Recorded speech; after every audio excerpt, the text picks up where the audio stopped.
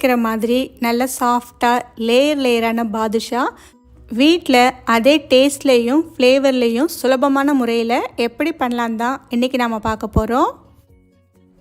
முதல்ல ஒரு பவுலில் 1/4 கப் அளவுக்கு உருக்கிய நெய் சேர்த்துக்கங்க. நெய் ரொம்ப சூடாக இருக்கக்கூடாது. அடுத்து இதில் 1 ஸ்பூன் அளவுக்கு சர்க்கரை சேர்த்துக்கலாம். 1 டேபிள் ஸ்பூன் தயிரை நல்லா ஸ்மூத்தாக கலந்து விட்டுட்டு அதுக்கப்புறமா சேர்த்துக்கங்க. 1/4 ஸ்பூனுக்கும் ரொம்ப கம்மியாக ஆப்ப சோடா, பேக்கிங் சோடா சேர்த்துக்கங்க. இப்போ ஒரு ஸ்பூன் இல்லைன்னா விஸ்க வச்சு இது எல்லாத்தையுமே சேர்த்து நல்லா அடித்து கலந்து விட்டுட்டே இருங்க. கொஞ்ச நேரத்துலேயே நல்லா ஃப்ளஃபியாக இந்த அளவுக்கு க்ரீம் மாதிரி வரும். இந்த அளவுக்கு கலந்து வந்ததும் அடுத்து இதில் நாம் 1/4 கப் அளவுக்கு மைதா மாவு சேர்த்துக்கங்க. ஒரு பிஞ்ச் அளவுக்கு உப்பு சேர்த்துக்கங்க. இப்போ இது எல்லாத்தையும் கையாலேயே நல்லா பெசரி விட்டுக்கங்க. தயிர், நெய் எல்லாமே சேர்ந்து வர மாதிரி கலந்து விட்டுக்கங்க. இன்றைக்கி நான் பேக்கரி ஸ்டைலில் பாதுஷா செய்கிறேன். ஒருவேளை உங்களுக்கு மைதா மாவு சேர்க்க பிடிக்கலன்னா கோதுமை மாவில் கூட நீங்கள் செய்யலாம். கோதுமை மாவில் பாதுஷா எப்படி செய்கிறதுன்னு ஏற்கனவே வீடியோ போஸ்ட் பண்ணியிருக்கேன். அதோட லிங்க்கு டிஸ்கிரிப்ஷனில் கொடுக்குறேன், தேவைப்பட்டால் செக் பண்ணிக்கோங்க. எல்லாத்தையும் சேர்த்து நல்லா கலந்து விட்டதுக்கப்புறமா இந்த அளவுக்கு பிரெட் கம்ஸ் மாதிரி உதிரியாக வரணும். இந்த அளவுக்கு வந்ததும் கொஞ்சம் கொஞ்சமாக நார்மலான பச்சை தண்ணி சேர்த்து சப்பாத்திக்கு பிசைகிற மாதிரி அழுத்தி பிசையாமல் குலோப் ஜாமுனுக்கு பிசைகிற மாதிரி கொஞ்சம் சாஃப்டாகவே பிசைஞ்சு எடுத்துக்கோங்க. இப்போ பார்த்திங்கன்னா நமக்கு சாஃப்டாக மாவு ரெடி ஆகிடுச்சு. அவ்வளவுதான், இதை அப்படியே இருக்கட்டும். இதை ஒரு மூடி போட்டு மூடி வச்சிடுங்க. 1 மணி நேரம் அப்படியே இருக்கட்டும். 1 மணி நேரத்துக்கு அப்புறம் கொஞ்சம் கொஞ்சமாக மாவு எடுத்து சின்ன சின்ன உருண்டையாக உள்ளங்கையில் வச்சு லேசாக அழுத்தம் கொடுத்து உருட்டிக்கங்க. உருட்டினதுக்கப்புறம் ஒரு விரலை வச்சு நடுவில் லேசாக அழுத்தி எடுத்திங்கன்னா நமக்கு ரெடி ஆகிடும். அவ்வளவுதான். இதே மாதிரி எல்லா மாவையும் இந்த மாதிரி ரெடி பண்ணி வச்சுக்கோங்க. ஒரு தட்டில் பரவலாக எடுத்து வச்சுக்கோங்க. அவ்வளவுதான்.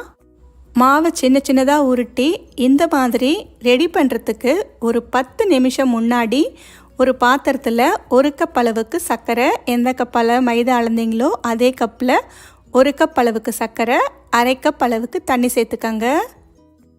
அடுப்பை மீடியம் ஃப்ளேமில் வச்சு சர்க்கரை கரையிற வரைக்கும் கலந்து விட்டுட்டே இருங்க. சர்க்கரை நல்லா கரைஞ்சி இந்த அளவுக்கு நுரக்கட்டி கொதிக்கணும்.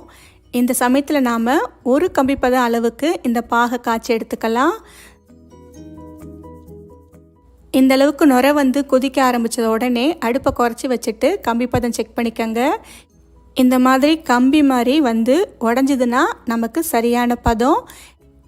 இப்போ நம்ம ஸ்டவ்வை ஆஃப் பண்ணிடலாம். ஸ்டவ்வை ஆஃப் பண்ணிவிட்டு ஒரு 2 ட்ராப் அளவுக்கு ரோஸ் எசன்ஸ் சேர்த்துக்கங்க.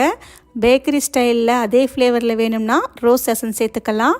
இல்லைனா ஒரு 2 ஏலக்காயை லேசாக தட்டி சேர்த்துக்கங்க.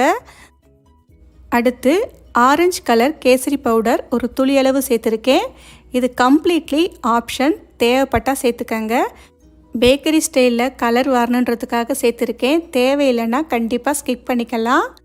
இப்போ இந்த பாகை எடுத்து தனியாக வச்சுடுங்க, அப்படியே இருக்கட்டும். அடுத்து ஒரு பேனில் எண்ணெயை சூடு பண்ணிக்கங்க. எண்ணெய் ஓரளவுக்கு நல்லா சூடானதும் அடுப்பை குறைச்சி வச்சுட்டு நாம் ரெடி பண்ணி வச்ச பாதுஷாவை பேட்சாக உங்கள் பேனோட சைஸுக்கு ஏற்ற மாதிரி சேர்த்துக்கங்க. எண்ணெய் சூடாகவே இருந்துச்சுன்னா நாம் சேர்த்ததுக்கப்புறம் சட்டுன்னு மேல் பக்கம் நிறமாற ஆரம்பிச்சிடும். அதுக்காகத்தான் நல்லா சூடு பண்ணிவிட்டு கொஞ்சம் குறைச்சி வச்சு வேக விட்டுக்கங்க. ரொம்ப கம்மியாக இருக்கிற மாதிரி தெரிஞ்சதுன்னா கொஞ்சம் அதிகப்படுத்திக்கங்க. இப்போ பார்த்திங்கன்னா பாதுஷா நல்லா வெந்து கொஞ்சம் கொஞ்சமாக மேலே அதுவே எழுந்து வர ஆரம்பிக்கும். இப்போ பார்த்திங்கன்னா எல்லாமே மேலே எழுந்து வந்துடுச்சு. அடுப்பை மீடியம் லோ ஃப்ளேமில் வச்சு இதை 2 பக்கமும் நல்லா செவந்து வர வரைக்கும் திருப்பி விட்டுட்டே இருங்க. ரொம்பவும் செவக்கக்கூடாது. லேசாக நிறமாற ஆரம்பித்த உடனே நாம் இதை வெளியே எடுத்துடணும். இப்போ பார்த்திங்கன்னா எண்ணெயும் லேசாக அடங்கிடுச்சு, லேசாக நிறமும் மாற ஆரம்பிச்சிடுச்சு. இந்தளவுக்கு வந்ததும் இப்போ நாம் இதை ஒன்று ஒன்றா வெளியே எடுத்துடலாம். அடுத்த பேட்சையும் போட்டு இதே மாதிரி பொரிச்சு எடுத்துக்கங்க. இப்போ முதல்ல பொரிச்ச பாதுஷாவை சர்க்கரை பாகில் சேர்த்து 2 பக்கமும் நல்லா திருப்பி விட்டு இதில் ஊற விடுங்க. அடுத்த பேட்ச் பொரிக்கிற வரைக்கும் இது ஊறினா போதும். ஒரு 5 நிமிஷம் ஊற வச்சா போதும். 2 பக்கமும் திருப்பி விட்டுக்கங்க இடையில. ஒரு 5 நிமிஷம் கழித்து இதை நாம் வெளியே எடுத்துடலாம். ஒருவேளை சர்க்கரை பாகு கொஞ்சம் ஆறி இருந்தால் லேசாக சூடு பண்ணிக்கோங்க. அவ்வளவுதான். இதை நாம் எடுத்து தனித்தனியாக ஒரு பிளேட்டில் இடைவெளி விட்டு வச்சுக்கோங்க. இதே மாதிரி எல்லாத்தையும் சேர்த்து வெளியே எடுத்துடலாம். அடுத்த பேட்சையும் பாகில் போட்டு இந்த மாதிரி எடுத்து வச்சுக்கோங்க. அவ்வளவுதான். நல்ல சாஃப்டான ஜூஸியான பேக்கரி ஸ்டைல் பாதுஷா சூப்பராக ரெடி பண்ணிட்டோம். இதை உங்கள் வீட்டில் ஒரு முறை ட்ரை பண்ணி பார்த்துட்டு எப்படி இருக்குன்னு சொல்லுங்கள். இந்த ரெசிபி உங்களுக்கு பிடிச்சிருக்கு